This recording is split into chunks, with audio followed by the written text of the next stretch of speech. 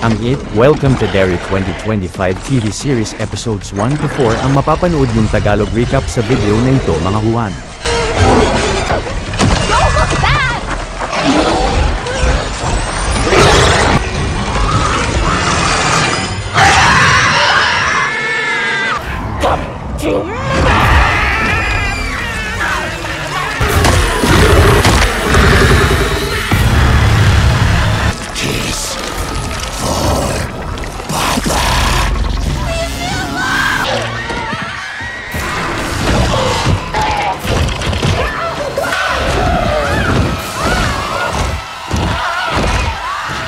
Mag-relax at mag-enjoy na mga Juan at simulan na natin ang ating malupit na palabas. Ang layunin ng channel na ito ay upang mas maunawaan sa Tagalog at mas ma-enjoy ng marami ang mga paborito nilang pelikula at mga palabas sa maiksing oras lamang. Wala po kayong mahahanap ng mga full movie sa channel na ito dahil labag po ang mga ito sa patakaran ng YouTube nang walang hinahawakang copyright.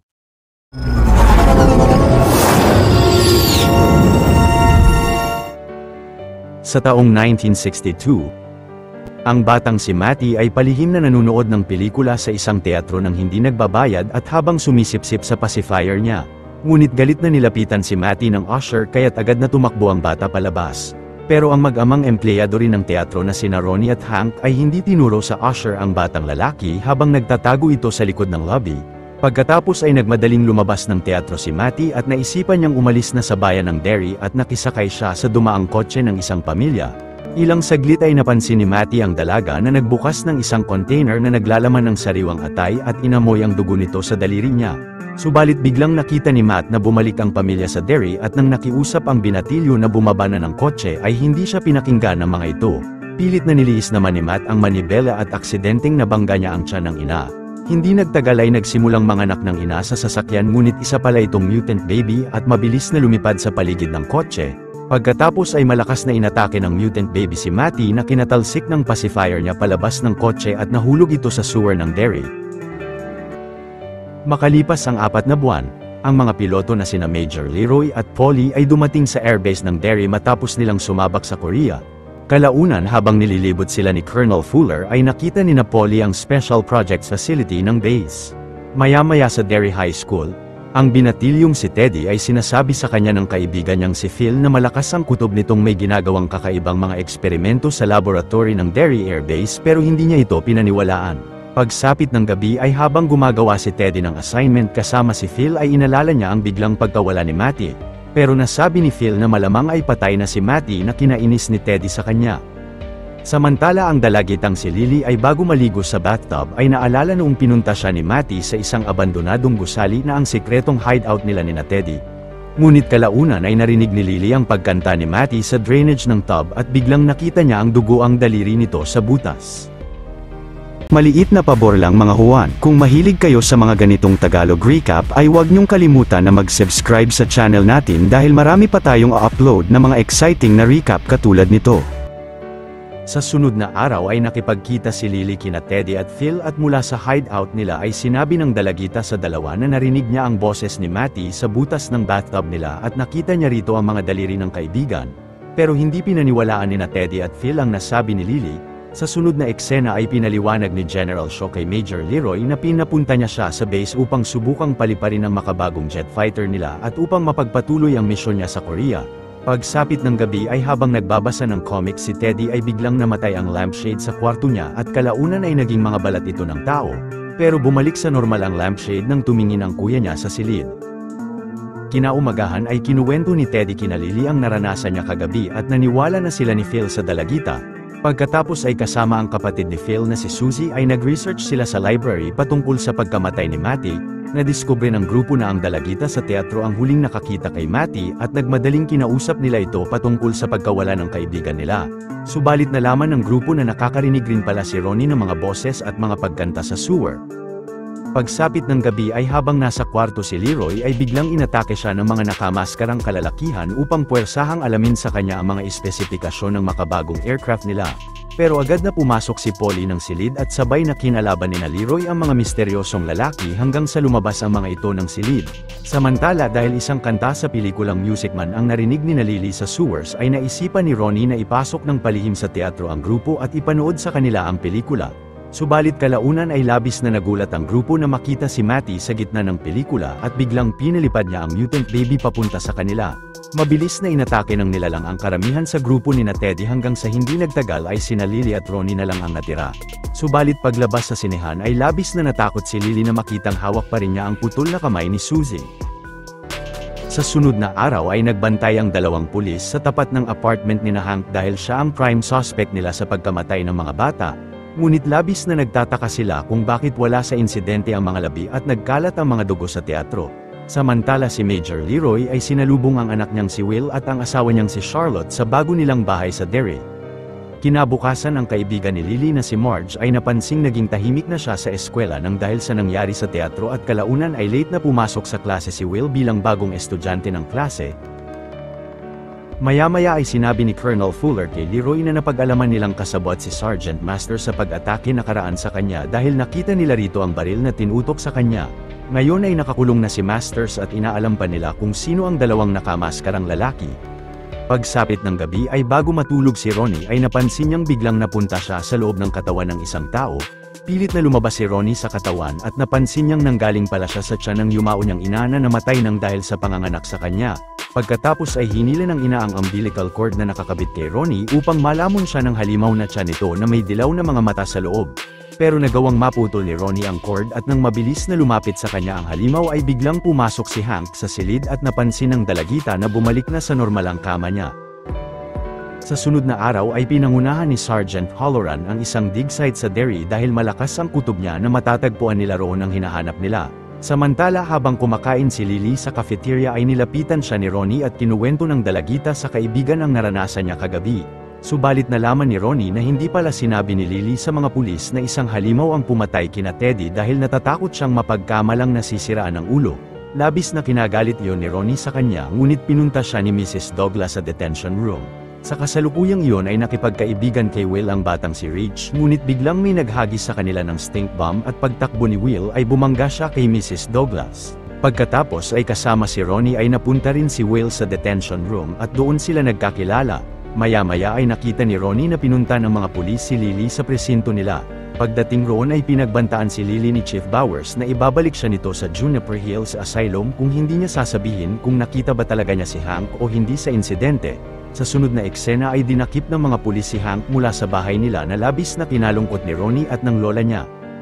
Kinaumagahan ay pumunta si Major Leroy sa selda ni Sergeant Masters at nilapag niya sa harap ng lalaki ang parehong baril na tinutok ng mga kasamahan nito sa kanya nakaraan. Pero dahil mahirap ikasa ang baril ay sinubukan ni Leroy kung may kakasaba ni Masters ang sandata ngunit nakita ng Major na nahirapan ang Sergeant na ikasa ito. Pagkatapos ay sinabi ni Major Leroy kay General Shaw na napaamin niya si Sergeant Masters na hindi ito kasabwat ng mga umatake sa kanya nakaraan. Binunyag naman ni Shaw na isang pagsubok lang ang pag-atake ng mga kalalakihan sa kanya upang makasigurado ang general sa katapangan niya para sa sekretong operasyon nila. Maya-maya ay nautusan si Lily ng ina niya na mag-grocery sa kalapit na supermarket ngunit kalaunan ay napansin ng dalagita na bigla siyang na-corner ng mga shelves. Pagkatapos ay nakita ni Lily ang parte ng katawan ng ama niya sa isang garapon ng pickle at sa labis na takot ay malakas na hinampas niya ito sa sahig. Ngunit biglang nagbagsakan ang lahat ng mga pickle jar sa mga shelves at bahagyang nabuo ang katawan ng ama.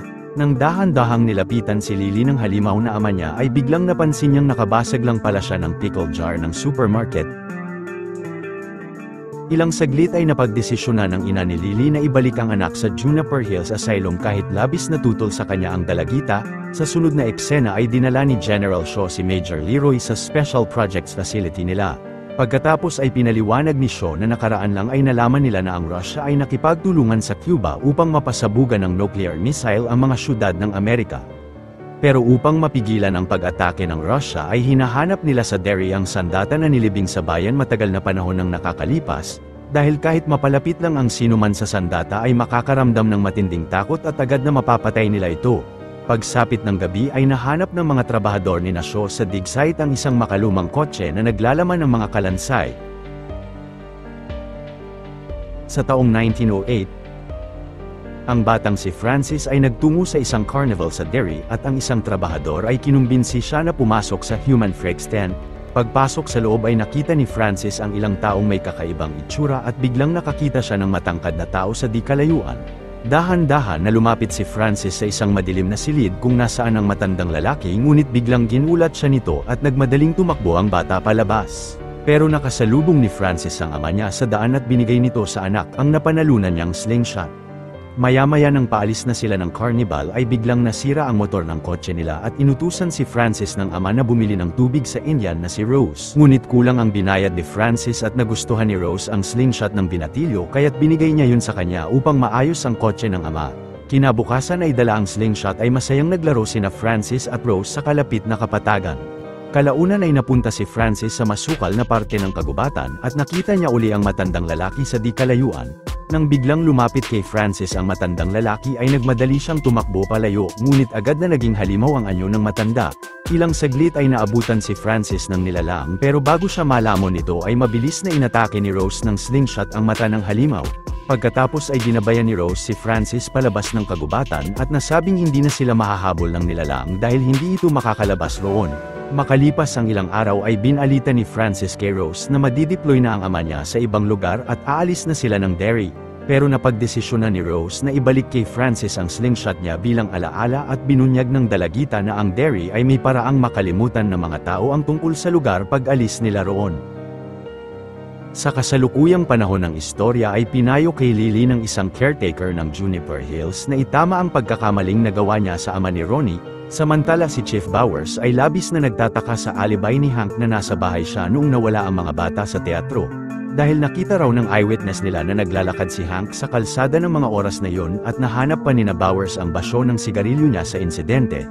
Gayunpaman ay hindi inamin ni Hank kung saan siya papunta ng mga oras na yon na kinadismaya ni Bowers sa kanya. Maya-maya ay matapos makalabas ni Lily sa asylum ay sinabi niya kay Ronnie na nais na niyang sabihin sa otoridad ang totoong nangyari sa teatro. Ngunit upang mapaniwala ni Lily ang mga pulis ay plano niyang kuhaan ng litrato ang nilalang. Sa kasalukuyang iyon ay dahil hindi magagamit ni na General Shaw ang makalumang kotse upang matagpuan ang hinahanap nilang sandata sa Derry ay napagdesisyonan ng general na ipagamit kay Halloran ang bagay na naitabi niya upang mahanap ng sergeant ang sandata.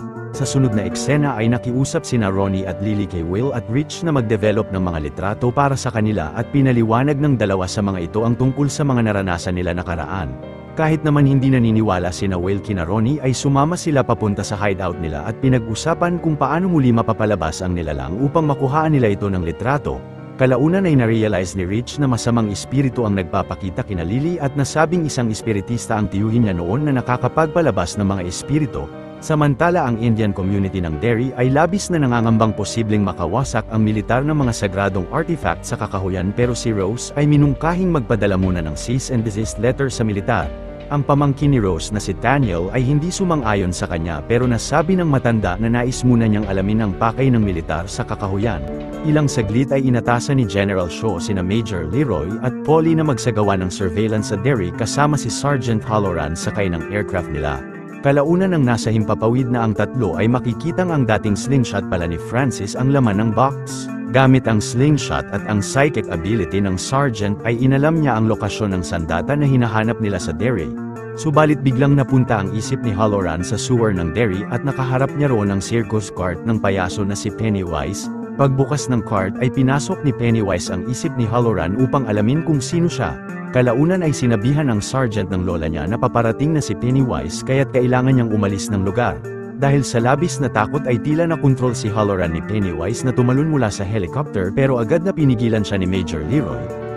Maya-maya ay nagtungo si General Shaw sa antique shop ni Rose at labis na nagtaka siyang walang maalala sa mga nakaraan nila noon hanggang sa matanggap niya ang cease and desist letter nito.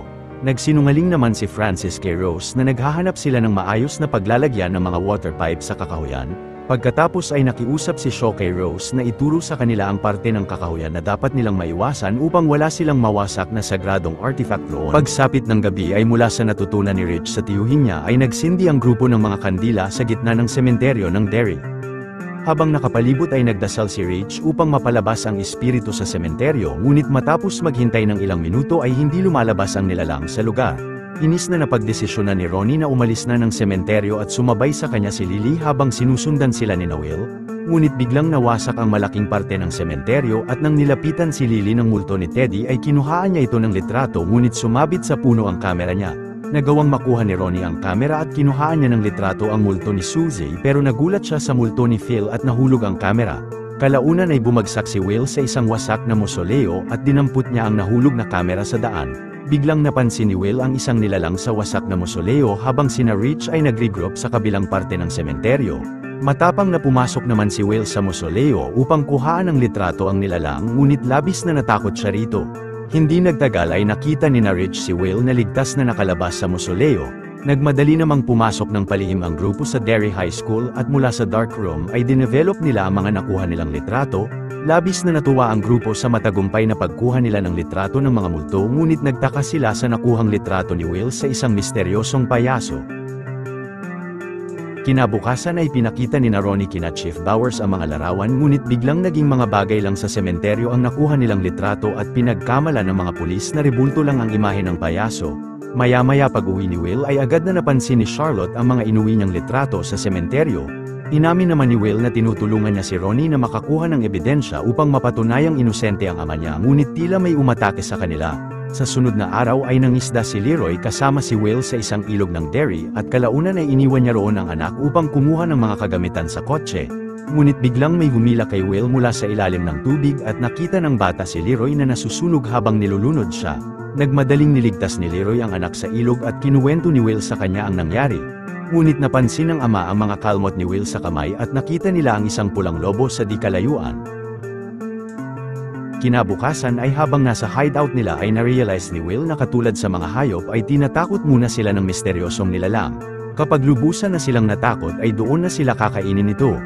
Pero si Lily ay naisipang kumuha ng mga pills na iniinom ng ina niya at binigay ang mga ito sa grupo upang hindi sila makaramdam ng takot. Samantala si Charlotte ay naisipang bumisita sa bahay ni na Ronnie at dahil marami na siyang natulungang tao noon nang dahil sa maling akusasyon ay nag-alok ng tulong ang babae sa lola ng dalagita upang mapalaya si Hank sa kulungan. Sa kasalukuyang iyon ay ni-report ni Colonel Fuller kay General Shaw na naghanap na sila sa lugar na sinabi ni Rose na dapat nilang iwasan ngunit wala silang natagpuan sa lugar. Maya-maya ay binigay ni Charlotte sa police station ang letter na pinapahintulutan siya ng ina ni Hank na bumisita sa kulungan nito. Pinaliwanag ni Charlotte kay Hank na magagawa niyang mapatunayang isang diskriminasyon ang pagkakakulong sa kanya at bukas rin ay magsasagawa sila ng house arrest niya habang naghihintay siya ng court trial niya. Ngunit kailangang aminin ni Hank ang katotohanan kung nasaan siya sa mga oras ng insidente. Mabigat ang kalooban na inamin ni Hank na kasama niya noon ang isang kasal na babae at kapag may nakaalam ng relasyon nila ay siguradong mapapatay siya. Samantala habang kumakain sa cafeteria si Lily kasama si Marge ay biglang binati ang dalagitan ng sikat na estudyante ng school na si Tim. Si Marge naman ay kinumbinsi si Lily na kausapin si Tim pero naisipan niyang mag-ayos muna saglit sa palikuran. Ngunit prank pala yun ni Patty upang mapahiya si Lily sa buong eskwelahan at sinundan ni Marge ang kaibigan sa palikuran. Subalit nang napagdesisyonan ni Marge na aminin kay Lily ang prank nila ay biglang napansin niyang humahaba ang mga mata niya at nagmadali siyang lumabas ng banyo. Pagkatapos ay kumuha si Marge ng kutsilyo upang saksakin ang mga mata niya at naisipan niyang putulin ang mga ito gamit ang isang makina ng school. Naabutan ni Lily si Marge at kinuha niya sa kaibigan ang patalim subalit nakita siya ng mga kaklase nila na tila siya ang may kagagawa ng nangyari kay Marge. Pagsapit ng gabi ay hindi makatulog si Will kaya't naisipan niyang gamitin ang telescope niya sa silid subalit biglang nakita ng bata si Pennywise na nakatitig sa kanya. Mabilis na pumasok si Leroy sa silid ni Will at galit na lumabas siya ng bahay upang harapin ang nagmamatsyag sa anak ngunit napansin niya ang pulang lobo sa isang puno. Kinaumagahan ay nadakip ni na General Shaw si Daniel dahil sa madalas na pagmamatsyag ng binata sa operasyon nila. Pagkatapos ay inatasan ni Shaw si Halloran na gamitin ang psychic ability niya upang mapasok ang pag-iisip ni Daniel. Kalaunan ay pumunta ang sergeant sa memorya ni Daniel kung kailan isa pa siyang bata at ipinakwento sa kanya ni Rose ang simula ng pagdating ng nilalang sa kanila. Kinuwento naman ni Daniel na ilang milyong taon na ang nakakaraan ay bago pa ang oras ng mga tao ay bumagsak sa Earth ang isang bituin na naglalaman ng isang masamang halimaw.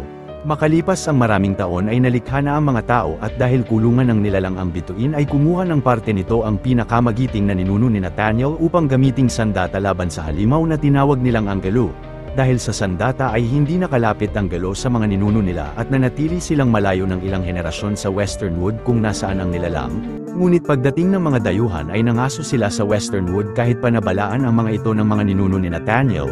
Mabilis na nilamon ng Galo ang mga dayuhan na labis na kinalakas ng halimaw at nagagawa na nitong tumugis ng iba pang tao mula sa labas ng Western Wood. Isang araw ay napagdesisyonan ng war chief na si Sesky na lisanin na nila ang lugar dahil hindi na sapat ang sandata upang protektahan sila. Pero ang anak ni Sesky na si Nekani at ang mga kaibigan niya ay palihim na dinala ang sandata at nagtungo sila sa Western Wood upang kumuha ng mas maraming parte ng bituin. Kalaunan sina Sesky ay hinanap sina Nekani sa Western Wood ngunit dahil wala sa kanila ang sandata ay agad na inatake sila ng Galo at nagpalit ito ng anyo sa mga nilalang na kinakatakutan nila. Walang kahirap-hirap na tinapos ng Galo ang lahat ng mga kasamahan ni Sesky at maging ang war chief ay walang awang tinapos ng nilalang. Sina Nekani naman ay patuloy na naglakbay sa Western Wood hanggang sa mahanap nila ang kuweba kung saan bumagsak ang bituin at kumuha sila ng maraming parte nito. Pagkatapos ay naisipan ni Nekani na ilibing ang 30 parte ng bituin sa palibot ng Western Wood upang ikulong ang Galo sa kagubatan. Pero matapos marinig ni Halloran ang kwento ay kinumbinsi niya si Taniel na ituro ang lokasyon ng mga parte ng bituin. Tinuro nga ni Taniel sa sergeant ang isang lumang bahay kung saan matatagpuan ang mga hinahanap nila. Dito na nagwawakas ang ating astig na palabas at nasa description ng video ang kasunod. Kung natuwa at nagustuhan nyo ang ating tinampok na pelikula ngayong araw ay maaari nyo rin panuorin ang iba pang mga Tagalog recaps natin sa main page ng ating channel, at syempre huwag nyong kalimutan na mag-like, subscribe at mag-hit ng notification bell dahil marami pa tayong tatampok o exciting na mga pelikula sa mga susunod na linggo. See you on the next one mga Huwan!